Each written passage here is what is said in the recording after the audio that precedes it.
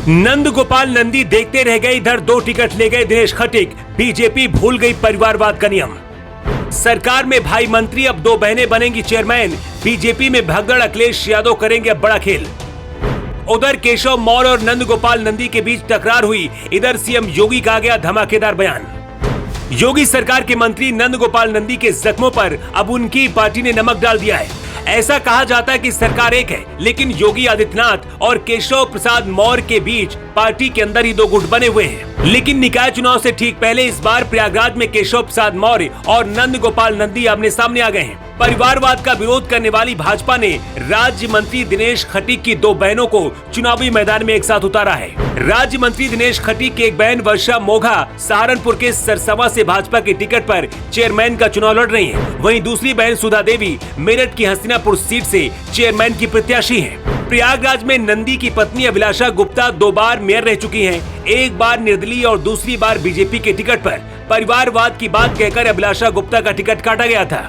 लेकिन उधर मंत्री दिनेश खटीक की 2 बहनों को टिकट देकर बीजेपी परिवारवाद वाला नियम भूल गई।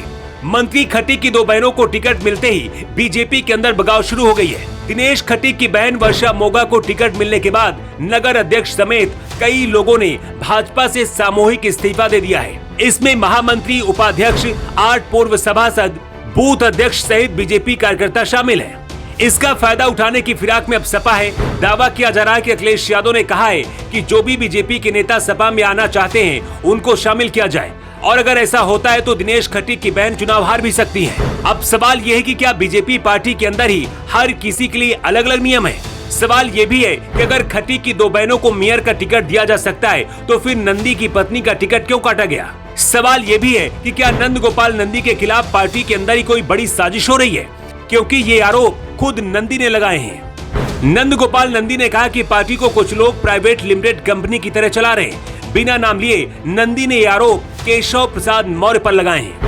2022 के विधानसभा चुनाव में सपा अध्यक्ष अखिलेश यादव ने रईस चंद्र शुक्ला को प्रयागराज शहर दक्षिणी से अपना प्रत्याशी बनाया था।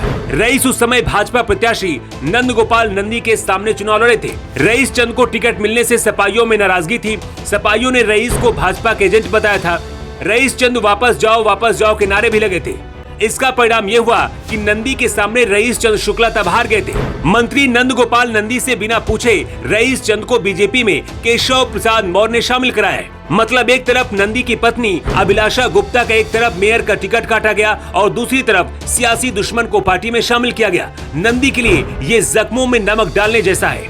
इधर इसी बीच सहारनपुर में एक रैली को संबोधित करते हुए योगी आदित्यनाथ ने धमाकेदार बयान दिया है। सीएम योगी ने कहा है कि अब यूपी में अपराध खत्म हो गया है, माफिया कब्जा छोड़ रहे हैं।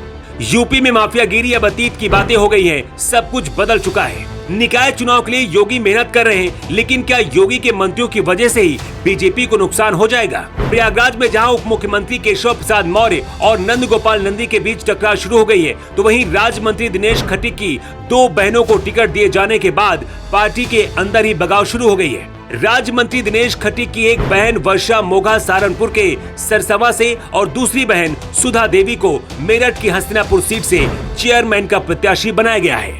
वैसे इस खबर को लेकर आपकी क्या राय है? आप क्या कहना चाहते हैं? कमेंट बॉक्स पर लिखकर अपनी राय जरूर दें। योगी के लिए ब्यूरो रिपोर्ट।